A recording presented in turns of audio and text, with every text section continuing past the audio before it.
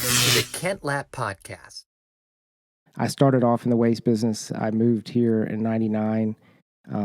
I bought... From where? From Atlanta. Okay. I was there for a year working with a company called NextLink or XO Communications in sales. And I knew I was going to be an entrepreneur. My father was. And I had a few kind of failed businesses as I was growing up, just getting my feet wet. And I had a friend that was in the business in Ohio, where I'm originally from. And in the trash business? Yeah, okay. he did something a little bit different in it, but I had talked to him enough and picked his brain. I thought I understood a little bit about it, but I was looking for something to do. Had some stock options from the company I was working with, and I was looking into Tennessean, in the classifieds. Nobody looks in the classifieds. And I was thinking about getting in the restaurant business because my father was, and right underneath it said roll-off company for sale. 2 trucks, a 1980 model, 1984 model, and 42 dumpsters. I called. The lady answered the phone, said, it's my husband and my son's business. Husband wants to retire. Son doesn't want it. You can meet him at the yard at 5 o'clock. I went there, and after talking about 20 minutes, I told him I wanted to buy it. Really? This is in 1999. 1999. At this point, are you familiar with the trash business? Vaguely. Okay. There's a lot of money to be made in the trash business. It's a challenging business, but there's good opportunity there. But this coming to Nashville in 1999, buying this company, that was your first hands-on experience, and that was your first trash business. Okay. Yes. I told the man, Earl Crick, he was a very nice, interesting guy, and I told him, I said, I want to buy it. And he said, but you don't know anything about trash business. I was like, I don't care, I'll learn. Well, you don't know anything about trucks either. I said, I don't care, I'll learn. And he said, I want you to go home and think about this for 2 solid weeks. And if you still want to buy it in 2 weeks, I'll sell it to you. It was $75,000. Oh, wow. Every other day I'd call him because I just knew he was going to, because I did enough homework pretty quickly that I knew it was basically an asset purchase. Okay, you're right. The company was doing about $180,000 a year, top line revenue, so very small. Oh, wow. But didn't have any overhead. So about every other day, I'd call him. I still want it. He said, I told you 2 weeks. 2 weeks was up. I said, I still want it. And he said, all right, you got 2 days, get the money. So, so we did the deal. He took me around in his pickup truck, showed me all 42 dumpsters. So I put my eyes on him, make sure he wasn't ripping me off. Yeah. And just to clarify, would these be dumpsters that would be like what we used to have with building sheds? Like we had a shop, and of course you'd always have a dumpster there, and they'd come pick it up. Or was it more like a contractor needs a dumpster for 2 days? It could be both. Both. Oh, okay. Yeah, it could be industrial, like you were talking about at a factory, production facility where they're open tops. Right. And it's the big, tandem axle trucks that brings those. But mostly you see them on construction sites. Okay. So when these 42 dumpsters that the company you bought, there was a little bit of both? They were all open tops. Yeah. Okay, gotcha. They all were. Okay. He took me, I didn't know how to drive the truck. I took my written test. And did you need a CDL? Yeah, I needed a CDL. I didn't even have a CDL.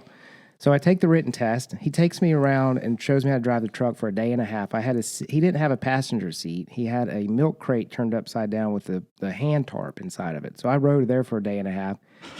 He showed me how to drive the truck, and he said, here you go. Have fun. Yeah. And I couldn't take my driving test because it involved a pre-trip inspection. Well, this truck never would have passed a pre-trip inspection. So I had to wait 3 weeks to get a friend of mine to fly into town to go rent a Penske CDL truck so I could go take it. So if I'd had an accident in those first 3 weeks, it never would have got started. Because you were technically supposed to have a CDO and you didn't. Did not. Well, there's a business lesson in and of itself, isn't it? Yeah. But, I loved construction. I loved being around it. It was just something I loved, heavy equipment. I'd worked in construction. I had friends who grew up in construction companies. And so I wanted to have some piece of that.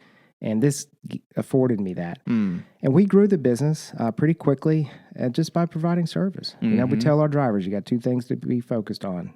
Be safe and take care of the customer. And if they call, you jump. And that's what we did. And Hardaway Construction at the time was one of the biggest in Nashville commercial guys. And Hal Hardaway, he's passed away now. But he called me in his office. Don't know why. It was a God thing. And just said, I'm going to give you all my business. And so that was the first big jump we got. The 9/11 happened, got some, trouble. Market was messed up. People weren't building. Rates were getting cut.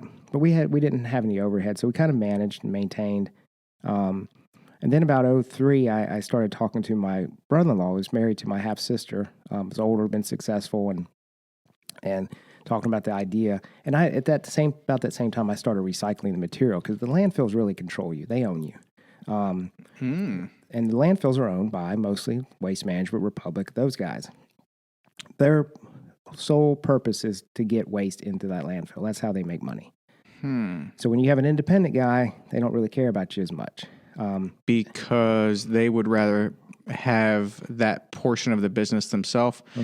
So you're saying Waste Management, the company, they own landfills. Yes. And then they're also one of the bigger ones out there that's providing dumpster and trash pickup as well. Yeah, they're the biggest in North America. Okay, I didn't know that part about the trash business. And then you're going to come in, you're an independent, you're going to handle the pickup and delivery to their landfill, pay them to dump the trash there. I see. Okay. Yeah. And so they would always mess with the rates, jacking the rates up, and then they're also competing with you in the market. So then they're lowering the price to the customer and just squeezing you, left and right. So we started recycling the material. I joined an association. It was the Construction Materials Recycling Association of America. Just started going and traveling to the board members' facilities, mostly Miami, South Florida, California, up Northeast. Places where disposal costs are a lot more expensive, and just started learning, ended up getting on the board, started recycling in Nashville, got my brother-in-law involved. That was about 2003. We bought 28 acres in Antioch, and we developed a construction demolition recycling facility. We had about 50 team members. We were running 3 shifts, 5 days a week. We ended up getting that down to 1 10-hour shift per day. But we had rock crushers, wood grinders, screens. We were getting all the metal out, some cardboard. We were processing about 500,000 cubic yards of construction debris on an annual basis. So we had about 20 trucks, 800,000 dumpsters, and we were 800. Wait a minute. About 800. 800 to 1,000 dumpsters. Yeah. Okay. Now, when you say the recycling, so you break it all down. What gets done with it at that point? Do you sell it to someone? Yeah, that's the trouble in this market. Everybody asks me, why can't we recycle? Because there's no markets in this this area. You got to have a market, and what really drives a lot of that market is if disposal costs are high. In the South, there's land is plentiful, so landfill costs are lower. I see. So it's less expensive to put it in a hole than it is to sort it, process it, and get it to a user. Yeah, not so great for the long play, but cheaper. Yeah. That makes sense. Where I grew up, there was a huge landfill 30 minutes away, like huge, like it was like a mountain and man, you drive by that and they would always have these fires going, like these rods that stick down in there, burn a fire. I don't know. Burning off the butane. Is that so it doesn't all just blow up one day like a... Yeah, they, and I think it's butane. But they smelled awful. Yeah. And, Waste Management does some great things. They just opened up like $30 million plant that's pulling the gas off the landfill, fueling all the trucks, and then piping the rest of it to be used elsewhere. Oh, interesting. So there's some good things. But, yeah, I interrupted there. Coming back to you're doing the recycling. You had 800 to 1,000 dumpsters. Dang, that's a lot. It was a lot. It was a great operation. Had a great team. We ended up selling that to Waste Management in 2008, right before everything crashed.